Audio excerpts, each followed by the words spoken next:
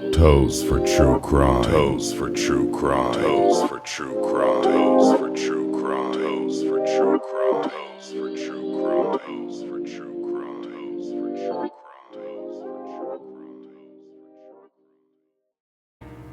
Hello. Welcome to Turning Over Every Stone. You can call me T.O.E.S. Today, I would like to talk about the basics concerning the Idaho 4 case. I think we need to go back to the beginning and just take a closer look at things. The first thing I'd like to talk about is the group picture of Madison Mogen, Kaylee Gonsalves, Ethan Chapin, and Xana Kernodle, and the two surviving roommates. One thing I noticed about this picture is, do we know who took the picture? Who took the picture? I have a lot of questions about this picture. Whose social media was it uploaded to? Just curious. Another thing about this picture I noticed is, just curious to, who were they visiting? Whoever they were visiting would have had a clear view to the King Road residence from the backside of their apartment. Now, I also noticed about this apartment building, it's the same building where the undercover cops were parked at in the beginning of the Banfield video. To me, that's a little uncommon, for cops to be parked in an apartment complex conducting business. That's usually not the place for them to do that, and if I was the owner of that complex, I wouldn't have appreciated it. The next thing I'd like to talk about is the Corner Club. One thing I noticed in the picture of the Corner Club video is the direction of Kaylee's foot. It seems as if it's pointing towards the door. I just get the feeling that she wants to get out of there. Another thing that I noticed is that Madison Mogen is standing pretty close to Jack DeCoeur. I also noticed that Jack Showalter is not interacting with the girls, or the girls are not interacting with him. I'm also curious about, what did Maddie say to Adam? I mean, we know that she told him everything, but what did she say to Adam? And who did Adam tell? Did whatever Maddie say to Adam, did it stay with Adam? Or did it go any further? I just find it odd that, with that statement being heard in the video, a few hours later, these students were deceased.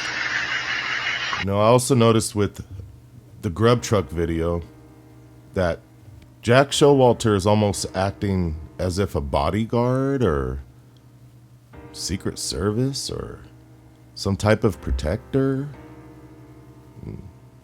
What would he be protecting, and who is in danger? And it seems more or less that he is protecting Kaylee and not necessarily the girls, because after watching that video time after time, I noticed that he generally only moves when Kaylee Gonsalves moves. When Maddie moves in the Grub truck video, he doesn't. But every time that Kaylee takes a step and moves, he does. I also noticed in the Grub truck video, to be honest, that the departure of the girls was slightly rude. If Jack was truly their friend, that's not really how you should treat a friend. Not pointing fingers or anything, but the departure was kind of rude. As soon as they left, we also noticed that Jack Showalter left immediately as well. He didn't say goodbye to the group of people that he was conversating with. He just made a straight beeline to where we don't know. Did he come up there with the girls?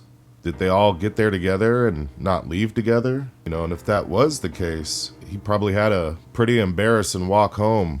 It was probably a moment of enlightenment for him to realize that these people that he thought that he was protecting for some strange reason, that they would have just left him abandoned. And if he did have to walk home, and I did hear, and it's not confirmed, that he lived by the King Road residence, if he did have to walk there, I bet you that was a pretty tough walk home for him. Probably every single footstep that he was taking to get home, he might have been cursing the girls, or maybe it was nothing. Who knows? But I do find it interesting. Another thing that I find interesting is that it takes 34 minutes to walk from the Grub truck to the King Road residence. And with the girls and he departing from the Grub truck at 1:52 a.m., he would have arrived to the King Road residence somewhere approximately around 2:26, which ironically is around the same time that the phone call started going out to Jack DeCoeur. And then those phone calls stopped at 2:52. And then a few minutes later, we can hear in the Banfield footage a woman saying, "Stop it, stop, stop." Okay. At approximately 19? 2:55. Okay. Is there a reason why you didn't stop back there? And to confirm that, I went to the Linda Lane footage and looked at the timestamp of 2:55 as well. Actually, 2:55 and 19 seconds, I believe. You will also hear the same voice yelling, "Stop, stop." So with that camera being so far back and the police body cam being completely opposite of where the Linda Lane footage is, I have to speculate that the sound came from somewhere in between, which would place the King Road residence. I also find it odd that the people that had passed away in that house pretty much all were residents of northern Idaho. And I know, a lot of you are going to say, well, Ethan's from Washington State. His parents also have a residence in North Idaho. So, like I said, technically all the students that passed away in that house were all from North Idaho, and all the ones that survived were from Boise. I know. You're going to say, well, Bethany Funk was from Reno. I don't think so. I doubt that. If you notice here in this picture, you got Bethany Funk and Jack Showalter sitting on each other's lap. And if you notice her hair is pretty dark. It's not blonde. That picture looks like an older picture. It looks like maybe even a high school picture. And if that is the case, then I would say that Bethany Funk actually comes from Boise, Idaho. I don't know. What do y'all think? Well, I thank you for taking your time out to listen.